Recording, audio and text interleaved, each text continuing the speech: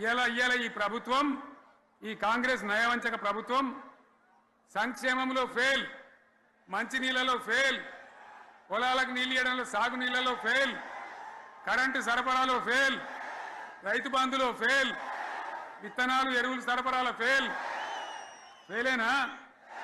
ధాన్యం కొనుగోలులో ఫెయిల్, పల్లెలు పట్టణాల అభివృద్ధిలో ఫెయిల్, భూముల ధరలు పెంచడంలో ఫెయిల్. మరి దేంట్లో పాస్ అయిండు? ఎటుపడితే అటు ఒర్రుడు, దేవుళ్ళ మీద ఒట్లు పెట్టుడు, అబద్ధ వాగ్దానాలు చేసుడు,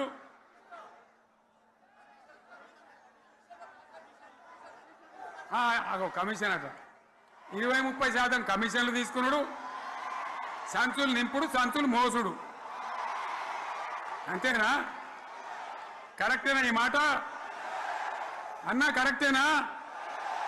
నేను చెప్పి అన్ని ఫెయిల్ అయిందా ఈ ప్రభుత్వం? నిజమైతే ఒకసారి చేతులు లేవటరు, దయచేసి స్టేజ్ మీద లేవటరా. ఫెయిలేనా? కరెంటు సరిగా ఇవ్వడం లేదు, మంచినీరు సరిగా సరఫరా చేయడం లేదు, రుణమాఫీ కాలేదు అని ఏదో కొన్ని చదువుతూ వీటన్నిటిలో ఫెయిల్ అయ్యారని మాట్లాడారు. కానీ మీరు 10 సంవత్సరాలలో చేయలేని అనేక అద్భుతమైన పనులు ఈ 16 మాసాల కాంగ్రెస్ ప్రభుత్వం, ముఖ్యమంత్రి రేవంత్ రెడ్డి గారు చేసి చూపించారు. కాకపోతే దాన్ని మేము ఇంకెక్కువ ప్రజల్లోకి తీసుకువెళ్ళలేకపోయినాం. 2 లక్షల రూపాయల రుణమాఫీ అయ్యింది. ఫామ్ హౌస్లో ఉండి వచ్చిన వాళ్ళకి జోలి చెప్పుడు కాదు, అసెంబ్లీకి రా, లెక్కలు చెప్తా.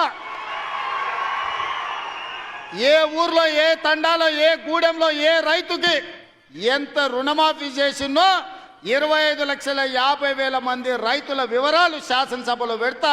21,000 కోట్ల రూపాయలు ఎవరి ఖాతాలో వేసినో నేను లెక్క చెప్తా. నీకు చిత్తశుద్ధి, నీకు నిజాయితీ ఉంటే రా, వచ్చే అసెంబ్లీలో నువ్వు మాట్లాడు, అడుగు. నువ్వు కాలం జల్లిపోయిన 1000 రూపాయల నోటువే. ఆ నోటు పెట్టుకుంటే ఎవడైనా జైలుకే వెళ్తాడు. ఒకప్పుడు 1000 రూపాయలకు చాలా విలువ ఉండే 1000 నోటుకి. అవునా? 1000 నోట్లు ఉన్నాయంటే అని మునగాని కింద చూసేది. ఇప్పుడు 1000 నోట్ల రూపాయలు ఉన్నాయంటే తీసుకుపోయి బొక్కలేస్తారు. చంద్రశేఖరరావు గారు కూడా రద్దయిపోయిన 1000 రూపాయల నోటు. ఇంకా దానికి విలువ లేదు. తెలంగాణ సమాజంలో నిన్ను అడిగేటోళ్ళు లేరు చంద్రశేఖరరావు. ఆ రోజు నేను ఉచితంగా కరెంట్ ఇచ్చినా అని చెప్తున్నా, నువ్వు సవాల్, మేము చర్చకు సిద్ధం. కరెంటు బిల్లులు కూడా కట్టకుండా 60,000 కోట్ల రూపాయలు 60,000 కోట్ల రూపాయలు బకాయి పెట్టిపోయినవయ్యా. ఇవాళ అప్పులు తెచ్చుడు గొప్ప అని చెప్తున్నావు. ఇవాళ మొత్తం అమ్మేసి అప్పులు చేసి ఇవాళ ఆ భారం అంతా ఈ ప్రభుత్వం మీద మోసి ఇవాళ మొసలి కన్నీరు, ఒక నియంత వచ్చి మొసలి కన్నీరు గారుస్తున్నారు. 10 ఏళ్లలో నువ్వు ధర్నా చౌకను కూడా ఉంచలేదు. ఇవాళ మళ్ళా నీ సిగ్గుగా వచ్చి నీ బిడ్డ, కొడుకు, అల్లుడు వచ్చి ఆడ ఇందిరా పార్కు కాడ మేము ఓపెన్ చేసినటువంటి ధర్నా చౌకను వాడుకొని ధర్నాలు చేస్తారు, మొసలి కన్నీళ్లు గారుస్తున్నారు. ఇవాళ బహిరంగ సభను అడ్డుకోవడానికి ప్రయత్నించడం అంటున్నారు. మేము అడ్డుకునే ప్రయత్నం చేస్తే ఆ సభ జరుగునా? ఆ స్థలం నీకు వచ్చినా? అక్కడ అనేక వాగులు, అదేవిధంగా చెరువులు, కాలువలు, గవర్నమెంట్ కాలువలు కూడా నిస్సిగ్గుగా పూర్తి చేసి ఇవాళ మరి సభ పెట్టుకున్నారంటే ప్రభుత్వం ఒక ప్రజాస్వామిక ప్రభుత్వం కాబట్టి ఆలోచించి ఇవాళ పర్మిషన్ ఇస్తే ఇవాళ మొసలి కన్నీళ్లు గార్చడం కోసం రాష్ట్రం ఆగమైంది. రాష్ట్రం ఎందుకు ఆగమైందా? నీ కుటుంబం అధికారం పోయింది కాబట్టి నువ్వు ఆగమైనటువంటి బాధలో నువ్వు ఉన్నావు. ఇవాళ అసెంబ్లీ అనేది రాష్ట్రానికి ఒక దేవాలయం, చట్టాలు చేసేటువంటి, సంస్కరణలు తెచ్చేటువంటి మరి గొప్ప చర్చా వేదిక అసెంబ్లీ అనేది.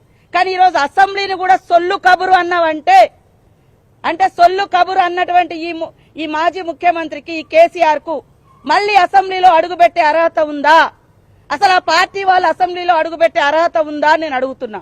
అంటే మీకు అధికారం ఉంటేనే అసెంబ్లీకి వస్తారు, అధికారం లేకుంటే అసెంబ్లీకి రావంటే అసలు నువ్వేం నాయకుడు అంటున్నా?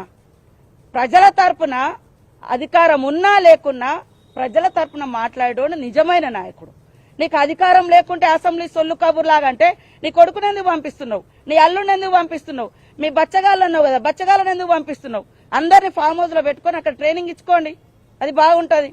కాబట్టి ఈ రోజు కేసీఆర్ బాధ అంతా అధికారం పోయిందని తప్ప నిజంగా ఒక్కటంటే ఒక్కటి ఈ రాష్ట్రానికి ఉపయోగపడేది గాని వాస్తవాలు గాని ఆయన మాట్లాడలేకపోయిండు. ఒక నియంత అధికారం కోల్పోయిన తర్వాత ప్రజల్లోకి వస్తే ఎలా మొసలి కన్నీరు కాస్తాడో దానికి ప్రత్యక్ష సాక్ష్యం కేసీఆర్ ప్రసంగం. ఇంతకంటే అందులో ఏమీ లేదు, పసలేదు. ఈనాడు అధికార పార్టీ ఆ సభను సక్సెస్ చేయకుండా ఉండటం కోసం అనేక ఇబ్బందులు పెట్టారు, పోలీసులు ఇబ్బందులు పెట్టారు, ట్రాఫిక్ అది ఇది అని ఏదో చెప్పారు.